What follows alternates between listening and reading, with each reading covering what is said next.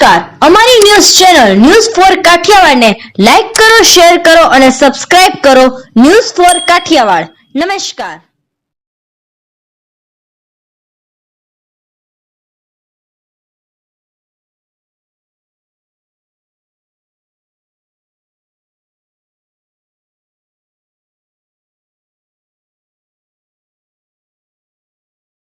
Junagadh medical college additional dean Prithviraj Singh Vaghela દ્વારા admission seat માટેની આપવામાં આવી માહિતી.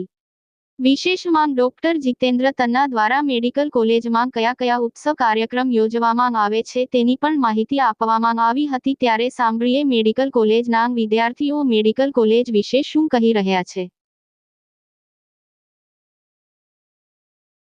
મારું નામ ધંધલિયા સંકેત સુરેશભાઈ, ત્રીજા વર્ષ MBBS JMRS મેડિકલ કોલેજ જૂનાગઢમાં અભ્યાસ કરું છું.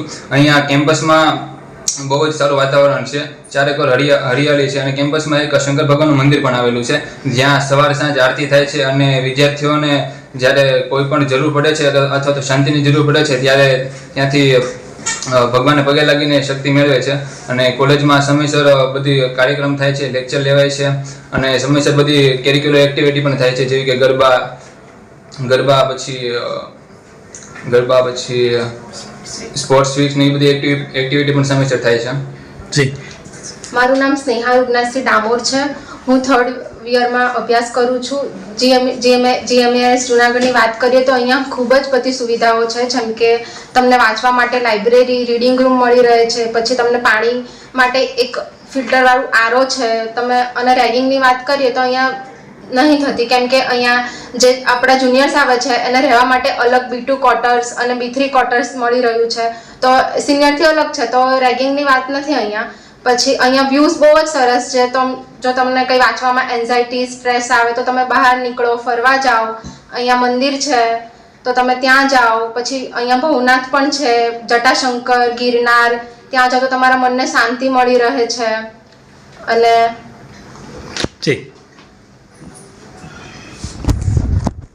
આપણે મેડિકલ કોલેજમાં કયા ઉત્સવ અને કાર્યક્રમો કરીએ છીએ. મારું નામ doctor Jitendra Tanna, JMRS medical college Junagadh ખાતે ફોરેન્સિક મેડિસિન વિભાગમાં એસોસિએટ પ્રોફેસર તરીકે ફરજ બજાવું છું. JMRS મેડિકલ કોલેજ જૂનાગઢની વાત કરીએ તો વિવિધ પ્રકારના સાંસ્કૃતિક કાર્યક્રમો, વિદ્યાર્થીઓનું મન પ્રફુલ્લિત રહે એના માટે વિવિધ સ્પોર્ટ્સ એક્ટિવિટીઓ અને વિદ્યાર્થીઓ સેવા ભાવના સાથે જોડાઈ શકે એવા પણ વિવિધ કાર્યક્રમો અમે JMRS મેડિકલ કોલેજ જૂનાગઢ ખાતે દર વર્ષે કરતા હોઈએ છીએ.